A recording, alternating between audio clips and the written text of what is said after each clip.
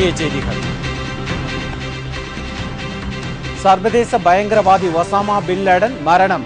அமெரிக்க படையினர் நடத்திய தாக்குதலால் பிணமானார்.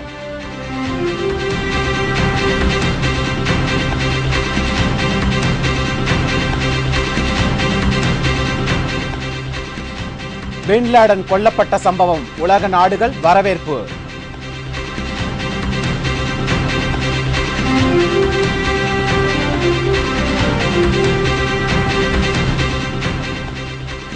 ஹெலிகாப்டருடன் மாயமான அருணாச்சல பிரதேச முதல்வர் கதி இன்னமும் கண்டுபிடிக்க முடியாமல் ராணுவம் தவிப்பு.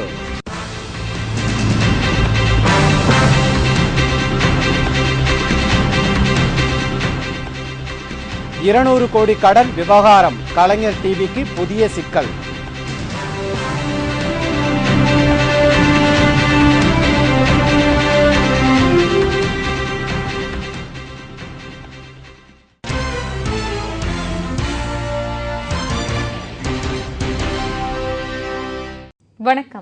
வணக்கம். விரிவான செய்திகள். சர்வதேச பயங்கரவாதி ஒசாமா பின் லேடன் இன்று சுட்டுக் கொல்லப்பட்ட சம்பவம் அமைதியை விரும்பும் அனைவராலும் வரவேற்கப்பட்டுள்ளது. பின் லேடன் பாகிஸ்தான் தலைநகர் இஸ்லாமாபாத்தில் இருந்து சுமார் 100 கிலோமீட்டர் தூரத்தில் உள்ள அப்போட்டாபாத் என்ற இடத்தில் 5 கோடி ரூபாயில் மிகப்பெரிய மாளிகை கட்டி வசித்து வந்தது தெரியவந்தது. இந்த மாளிகை அருகேதான் பாகிஸ்தான் ராணுவ கல்லூரி இருப்பதும் குறிப்பிடத்தக்கது. தீவிரவாதத்தை ஒழிக்க கடுமையான நடவடிக்கை எடுப்பதாக தெரிவித்து வரும் பாகிஸ்தான் பின் லேடன் தங்கியிருப்பதை யாருக்கும் தெரிவிக்காமல் இருந்தது. இருந்தாலும் அமெரிக்காவின் CIA உளவு பிரிவு அந்த இடத்தை கண்டுபிடித்து அதிபர் பராக் ஒபாமாவின் ஒப்புதல் பெற்று பின் லேடனை கொல்ல முடிவு செய்தது. அதன்படி அவரது மாளிகை இன்று அதிகாலை முற்றுகையிடப்பட்டு தாக்குதல் நடந்தது. பின் லேடனும் அவரது ஆதரவாளர்களும் எதிர் தாக்குதல் நடத்தினார்கள். அமெரிக்க ராணுவத்தினர் பயங்கர தாக்குதல் நடத்தியதில் பின் லேடனும் அவரது மகனும் சில ஆதரவாளர்களும் உயிரிழந்தார்கள். பின்னர் பின் லேடன் உடல் ஆப்கானிஸ்தான் கொண்டு செல்லப்பட்டு அங்கு கடல் பகுதியில் இஸ்லாமிய முறைப்படி அடக்கம் செய்யப்பட்டது. ஒசாமா பின் லேடன் சுட்டுக் கொல்லப்பட்டது தொடர்பாக ஆஸ்திரேலிய பிரதமர் ஜூலியா கில்லர்ட் வரவேற்பு தெரிவித்துள்ளார். அல் கொய்தா அமைப்பின் தலைவராக இருந்து வந்த ஒசாமா பின் லேடன் 1957 ஆண்டு மார்ச் மாதம் 10ஆம் தேதி சவுதி அரேபியாவில் பிறந்தார். அவரது தந்தைக்கு பிறந்த 52 குழந்தைகளில் 17ஆவதாக பிறந்தவர் பின் லேடன். இஸ்லாமிய உலகில் மாபெரும் ஹீரோவாக கருதப்பட்ட பின் லேடன் 1988ஆம் ஆண்டு அல் கொய்தா எனும் தீவிரவாத அமைப்பை தொடங்கினார். ஆங்காங்கே இருந்த தீவிரவாத அமைப்புகள் எல்லாம் இணைத்து அல் கொய்தா அமைப்பின் கீழ் செயல்பட வைத்தார். அல் கொய்தா மூலம் உலகம் முழுவதும் தீவிரவாதத்தை பரப்ப முயன்றார். 2001ஆம் ஆண்டு செப்டம்பர் மாதம் 11ஆம் தேதி அமெரிக்காவின் வர்த்தக மையம், அமெரிக்க ராணுவ தலைமை அலுவலகம் ஆகியவற்றை தாக்கியதன் மூலம் உலகத்தின் எதிர்ப்பை சம்பாதித்த ஒசாமாவை கொல்ல அமெரிக்க படைகளுக்கு கிட்டத்தட்ட 10 ஆண்டுகள் ஆகியுள்ளது. இறுதியாக பாகிஸ்தானில் வைத்து பின் லேடன் கொல்லப்பட்டார். உலகையே ஆட்டி படைத்த அவரது சகாப்தம் மே 1ஆம் தேதி முடிவுக்கு வந்தது. இதுநாள் வரை ஒசாமா பின் லேடன் பாகிஸ்தானில் இல்லை என்று பாகிஸ்தான் பிரதமர் கூறி வந்தார்.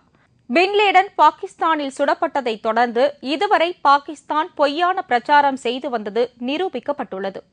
இதுவரை கோடி கோடியாக டாலர்களை பாகிஸ்தானுக்கு கொட்டி வந்த அமெரிக்கா இனியும் தொடர்ந்து உதவுமா என்பது கேள்விக்குறிதான்.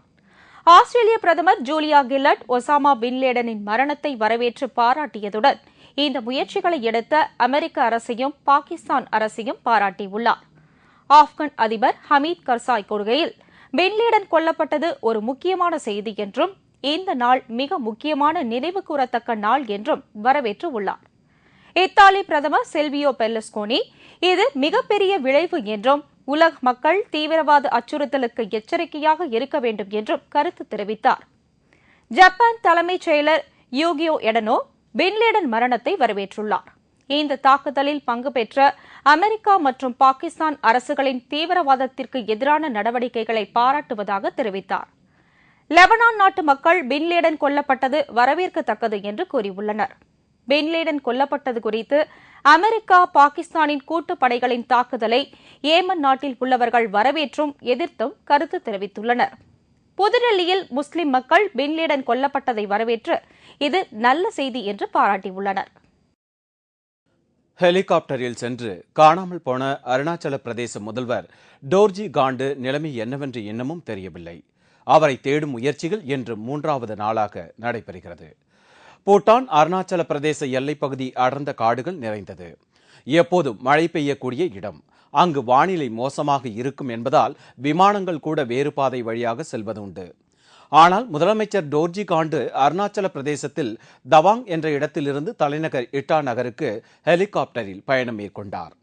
சிறிது நேரத்தில் ஹெலிகாப்டரின் தொலைத்தொடர்பு துண்டிக்கப்பட்டது. இதையடுத்து முதலமைச்சரை தேடும் பணி தீவிரமடைந்தது. விமானப்படை, ராணுவம் மற்றும் போலீசார் வனப்பகுதிக்குள் தேடி வருகிறார்கள். அங்கு தொடர்ந்து மழை பெய்து வருவதால் தேடும் பணி தீவிரமாக நடைபெறவில்லை. அருணாச்சல பிரதேச பகுதியை இந்திய செயற்கைக்கோள் படம் எடுத்து அனுப்பியது. அந்த படத்திலும் ஹெலிகாப்டரை பற்றி எந்த விவரமும் இல்லை. இந்த நிலையில் டோர்ஜி காண்டுவை தேடும் பணிகள் இன்று மீண்டும் தொடங்கியுள்ளனர். 2G அலைக்கற்றை ஊழல் தொடர்பாக முதல் தகவல் அறிக்கை பதிவு செய்யப்பட்ட பின்னரே கலைஞர் டிவிக்கு 200 கோடி ரூபாய் அளிக்கப்பட்டதற்கான ஒப்பந்தம் மேற்கொள்ளப்பட்டது என்று மத்திய புலனாய்வுத்துறை தெரிவித்துள்ளது. 2G அலைக்கற்றை ஊழல் தொடர்பாக மத்திய புலனாய்வுத்துறை அண்மையில் துணை குற்றப்பத்திரிகை தாக்கல் செய்தது. இதில் ஸ்வான் டெலிகாம், டிபி ரியாலிட்டி நிறுவனங்கள் மூலம் கலைஞர் டிவிக்கு 200 கோடி ரூபாய் கைமாறியுள்ளது. இந்த தொகை ஆகஸ்ட் 2008 இருந்து ஜூலை 2009 இடைப்பட்ட காலத்தில் கைமாறி உள்ளது. இந்த தொகை கலைஞர் டிவிக்கு அளிக்கப்பட்டது குறித்து உடனடியாக ஒப்பந்தம் எதுவும் கையெழுத்தாகவில்லை. இதற்கிடையே 2G அலைக்கற்றை ஊழல் குறித்து அக்டோபர் 2009 முதல் தகவல் அறிக்கை பதிவு செய்யப்பட்டது. இதற்கு பின்னர்தான் கலைஞர் டிவிக்கு 200 கோடி ரூபாய் கைமாறியது தொடர்பாக ஒப்பந்தம் மேற்கொள்ளப்பட்டுள்ளது. 2010 ஜனவரி மாதம் 27 தான் ஒப்பந்தம் கையெழுத்தாகியது என மத்திய புலனாய்வுத்துறை துணை குற்றப்பத்திரிகையில் கூறப்பட்டுள்ளது. இதன் மூலம் கலைஞர் டிவி இயக்குநர்கள் கிடுக்கு பிடியில் சிக்கியுள்ளார்கள். லோக்பால் வரைவு மசோதா தயாரிக்கும் பணியில் ஈடுபட்டுள்ள குழுவினரின் 2வது கூட்டம் இன்று புதுடெல்லியில் நடைபெற்றது. இந்த குழுவின் முதல் கூட்டம் ஏற்கனவே ஏப்ரல் 16 நடைபெற்றது. அண்ணா ஹசாரே, சாந்தி பூஷன், பிரசாந்த் பூஷன், அரவிந்த் கெஜ்ரிவால், உச்சநீதிமன்ற முன்னாள் நீதிபதி சந்தோஷ் ஹெக்டே உள்ளிட்ட 10 பேர் இந்த குழுவில் உள்ளனர். இந்த குழு கூட்டத்தில் அரசின் சார்பாக நிதி அமைச்சர் பிரணாப் முகர்ஜி, சட்ட அமைச்சர் வீரப்ப மொய்லி, தொலைத்தொடர்புத்துறை அமைச்சர் கபில் சிபல், உள்துறை அமைச்சர் ப. சிதம்பரம் ஆகியோர் கலந்து கொண்டனர். சட்டக்கல்லூரி மாணவர்களிடையே ஏற்பட்ட மோதலில் கைது செய்யப்பட்ட பகுஜன் சமாஜ் கட்சியைச் சேர்ந்த ஆம்ஸ்ட்ராங்கை 10 நாள் போலீஸ் காவலில் வைக்க உத்தரவிடப்பட்டுள்ளது. கடந்த 2 வருடங்களுக்கு முன்பு சென்னை சட்டக்கல்லூரி மாணவர்களுக்கு இடையே கடுமையான மோதல் ஏற்பட்டது. இந்த வழக்கில் தொடர்பு இருப்பதாக கூறி பகுஜன் சமாஜ் கட்சியைச் சேர்ந்த ஆம்ஸ்ட்ராங் நேற்று கைது செய்யப்பட்டார். அதனைத் தொடர்ந்து இன்று சென்னை ஜார்ஜ் டவுன் குற்றவியல் நீதிமன்றத்தில் ஆம்ஸ்ட்ராங் ஆஜர்படுத்தப்பட்டதில் அவரை 10 நாள் காவலில் எடுத்து விசாரிக்க நீதிபதி உத்தரவிட்டார். பின்னர் அவரை காவல் நிலையத்திற்கு அழைத்துச் செல்ல முயன்றபோது போலீசாரின் வாகனத்தை நோக்கி ஆம்ஸ்ட்ராங்கின் ஆதரவாளர்கள் கற்களை வீசி தாக்குதல் நடத்தினார்கள்.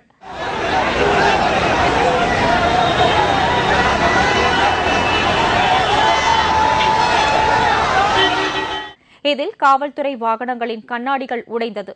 அதைத் தொடர்ந்து நீதிமன்றத்தின் அருகே ஆம்ஸ்ட்ராங்கின் ஆதரவாளர்கள் சாலை மறியலில் ஈடுபட்டனர். இதனால் சுமார் 2 மணி நேரம் போக்குவரத்து பாதிக்கப்பட்டது. சென்னையில் கார்பைடு கற்கள் வைத்து பழுக்க வைத்து விற்பனைக்காக வைக்கப்பட்டிருந்த சுமார் 12 டன் பழங்களை மாநகராட்சி அதிகாரிகள் பறிமுதல் செய்து அழைத்தனர். சென்னையில் உள்ள Koyambedu market, Mirsahibpet market, Mylapore, Lloyd சாலை, தியாகராய நகர் உள்ளிட்ட பல்வேறு இடங்களில் பழங்கள் கார்பைடு கற்கள் வைத்து பழுக்க வைக்கப்படுவதாக மாநகராட்சி சுகாதாரத்துறை அதிகாரிகளுக்கு புகார் வந்தது. அதையடுத்து சென்னை மாநகராட்சி சுகாதார அதிகாரிகள் இன்று ஆய்வில் ஈடுபட்டனர். அதன்படி சென்னை கோயம்பேடு மார்க்கெட்டில் உள்ள 48 கடைகளில் 9.5 டன் பழங்களை பறிமுதல் செய்து அழித்தனர். இதேபோல் தியாகராய நகர், ரங்கநாதன் தெரு, வாணிமகால் உள்ளிட்ட பல பகுதிகளிலும் சுகாதார அதிகாரிகள் சோதனை நடத்தி செயற்கை முறையில் பழுக்க வைக்கப்பட்ட பழங்களை பறிமுதல் செய்தனர். அதேபோன்று சென்னையின் பல பகுதிகளிலும் இன்று நடத்தப்பட்ட ஆய்வில் மொத்தம் 12 டன் பழங்கள் மற்றும் அதற்காக பயன்படுத்தப்பட்ட 1200 கிலோ கார்பைடு கற்கள் ஆகியவை பறிமுதல் செய்யப்பட்டதாக சென்னை மாநகராட்சி அறிவித்துள்ளது. புட்டபர்த்தியில் சாய்பாபாவின் மகா சமாதி அருகே கட்டப்பட உள்ள மண்டபத்தில் வைப்பதற்காக பளிங்கு கல்லால் உருவாக்கப்பட்ட சிலையை நன்கொடையாக அளிக்க கிரிக்கெட் வீரர் சச்சின் டெண்டுல்கர் முன்வந்துள்ளார். இந்த சிலையை செய்வதற்கு 30 லட்சம் ரூபாய் ஆகும் என்று மதிப்பிடப்பட்டுள்ளது. சச்சினின் நன்கொடையை ஏற்றுக்கொள்வது குறித்து சத்யசாய் அறக்கட்டளை தனது முடிவை இன்னும் அதிகாரப்பூர்வமாக தெரிவிக்கவில்லை. எனவே இதுகுறித்து மே 8ஆம் தேதி அல்லது 9ஆம் தேதி நடைபெறும் அறக்கட்டளையின் அடுத்த கூட்டத்தில் ஆலோசிக்கப்படும் என்று தகவல்கள் கூறுகின்றன.